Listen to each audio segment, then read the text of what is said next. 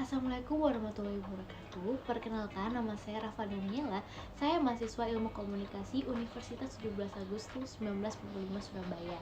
Di sini saya akan memaparkan terkait teori feminisme guna memenuhi tugas akhir dari mata kuliah Media and Cultural Study. Nah, sebelum aku memaparkan atau menjelaskan terkait teori feminisme ini apa, terus ada berapa alirannya, maksudnya nih apa gitu kan. Tapi aku pengen tahu dulu nih, kalian tuh pernah gak sih denger di media sosial atau juga denger secara langsung? Aku ya tadi kan ngeliat scrolling gitu ya di media sosial kalian, kayak misalnya nih ada kata atau kalimat yang mengandung unsur feminisme, patriarki, ketidaksetaraan, butuh keadilan, perempuan, laki-laki. Kayak hal tersebut tuh kayak jadi satu gitu loh. Sering gak sih dengar hal kayak gitu? Nah, biasanya nih ya dari kata-kata tersebut tuh biasanya nih diawali dari adanya kasus ketidaksetaraan antara perempuan ataupun laki-laki. Nah, di mana aja nih ketidaksetaraannya? Ya macam-macam, bisa aja di lingkungan kerja, lingkungan sekolah, pokoknya di lingkungan sosial tuh ya bisa terjadi adanya ketidaksetaraan ini. Tapi aku mau mastiin nih ya, kalian tuh pernah nggak sih dengar hal tersebut? Jadi kayak hal tersebut tuh udah sering nggak nih kalian dengar, dan kalian udah mulai aware atau penasaran gak sih terkait apa ya feminisme itu tuh contohnya kayak gimana ya? Nah, habis gini nih aku bakalan ngasih tahu contohnya feminisme itu seperti apa. Ini aku kasih tahu contoh yang sering didapatin, sering ditemui, sering didengar, entah dari pengalaman pribadi atau juga dari lingkungan sekitarku gitu kan. Kayak misalkan ya, terkait kepemimpinan. Udah deh, mending cowok aja. Cowok kan lebih bertanggung jawab, berwibawa, berkarisma. Cewek ngapain jadi pemimpin, nggak bisa apa-apa gitu kan. Ah, lemah lembut, nanti anggotanya nggak bakalan tunduk kayak gitu. Atau bisa juga dari segi pendidikan gitu kan, kalau cowok tuh harus punya jenjang pendidikan yang tinggi, jenjang karir yang bagus, sementara cewek ya udahlah, kamu mah lulusan SMP SMA aja, nggak usah tinggi tinggi, nanti nggak ada loh yang mau sama kamu. Atau nih dalam segi kayak menyelesaikan pekerjaan rumah gitu kan ya, cowok tuh udah duduk aja gitu kan, duduk manis datang gitu kan, tapi kalau cewek nyuci ini, terus beresin ini, nyapu, ngepel ini, kayak seakan-akan tuh perempuan ini tuh kayak nggak punya hak ya buat mendapatkan kehidupan yang lebih baik. Sering nggak denger atau kayak ngeliat nih atau mengalami ya terkait ketidaksetaraan kayak gitu? Bahkan ya kadang ada loh yang kayak fasilitas itu hanya digunakan untuk laki-laki saja gitu kan, bener-bener yang mendiskriminasi tuh kaum perempuan. Itu tuh masih ada sampai sekarang, dan itulah mengapa perlu nih adanya teori feminisme ini.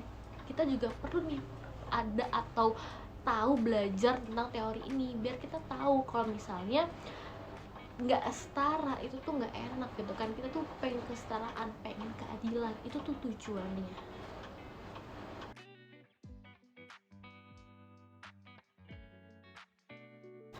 Teori feminisme adalah sebuah pemikiran atau gagasan yang menekankan terkait kesetaraan gender atau gagasan yang memperjuangkan hak-hak perempuan.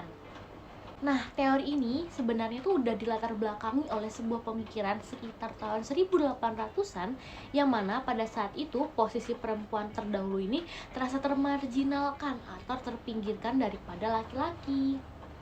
Bahkan nih hingga saat ini kita tuh masih loh kerasa akan ketidaksetaraan gender. Makanya teori ini tuh mengalami perkembangan yang pada awalnya ini hanya ditujukan untuk mengkritik terkait kesetaraan gender aja. Nah, akhirnya menjadi teori dengan reaksi atas terjadinya konflik ras, kelas sosial, dan juga konflik gender.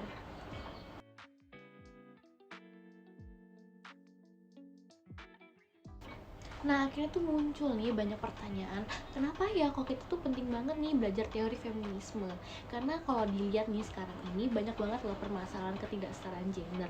Nah, kalau misalnya kita cuma diem aja, kita nggak ada actionnya, nah gimana permasalahan itu bisa selesai? Nah, dengan adanya permasalahan itu, dengan adanya teori feminisme ini juga yang akhirnya secara akademis pun, secara sosial pun akhirnya bisa terpecahkan nih, ini permasalahan itu harus diterima seperti ini, kayak gitu.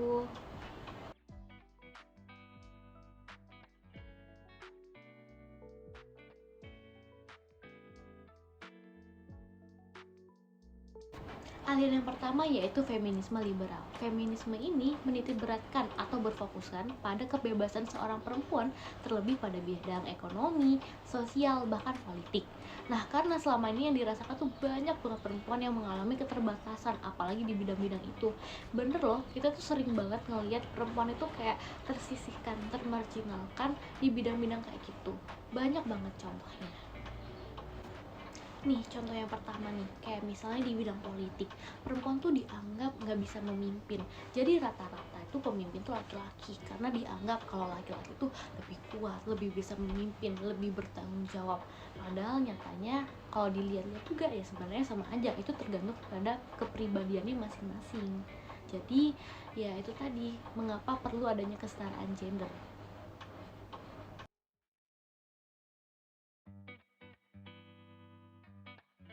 Nah, aliran yang kedua yaitu feminisme radikal. Feminisme kali ini lebih berfokuskan kepada ketidakadilan yang menjadi dasar adanya teori ini. Nah, di aliran kali ini dibagi lagi nih menjadi dua. Yang pertama yaitu radikal libertarian, yang mana permasalahan yang diusul ini terkait seksualitas dan tubuh seorang perempuan, seperti contohnya nih terkait lesbian, transgender, dan lain sebagainya.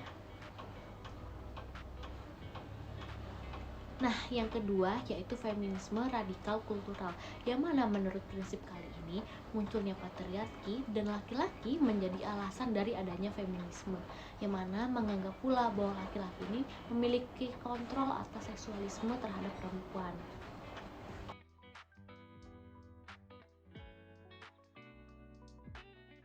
Aliran yang ketiga yaitu feminisme marxis sosialis.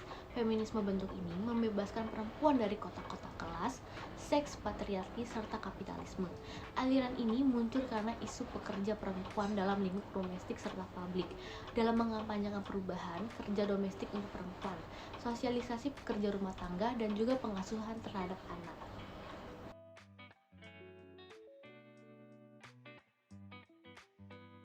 Aliran yang keempat yaitu feminisme psikoanalis gender. Nah, sebenarnya feminisme bentuk ini tuh sebuah perlawanan pada tokoh psikoanalis yaitu Sigmund Freud. Sigmund Freud ini pernah mengatakan nih bahwa perempuan itu mengalami penis envy atau iri pada laki-laki karena perempuan ini tidak memiliki penis, sehingga membuat perempuan merasa diri mereka tuh inferior dibanding laki-laki. Nah, itu adalah bentuk perlawanan nih dari statementnya si Sigmund Freud ini tadi.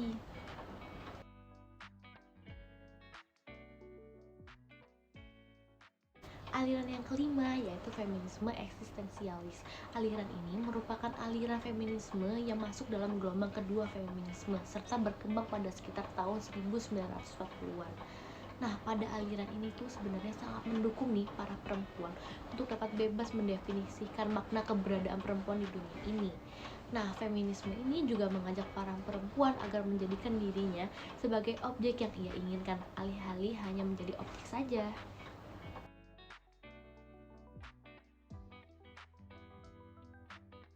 Yang keenam yaitu feminisme pasca modern. Feminisme pada aliran yang ini tuh lebih membalikkan keadaan dengan cara merayakan penindasan yang diterima.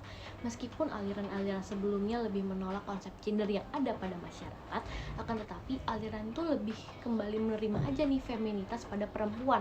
Seperti nih ya, contohnya merayakan Hari Perempuan dengan cara yang lebih berbeda, seperti adanya keterbukaan, berpikir yang berbeda, dan juga adanya keberagaman.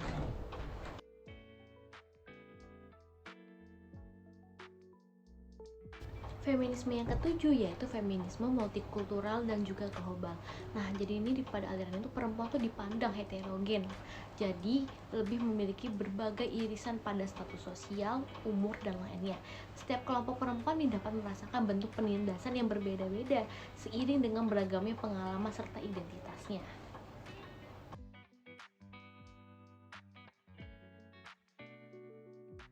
Nah, aliran yang terakhir yaitu ekofeminisme. Pada aliran ini tuh lebih menitik beratkan atau memfokuskan pada hubungan perempuan secara spiritual pada ekologi yang ada di sekitarnya.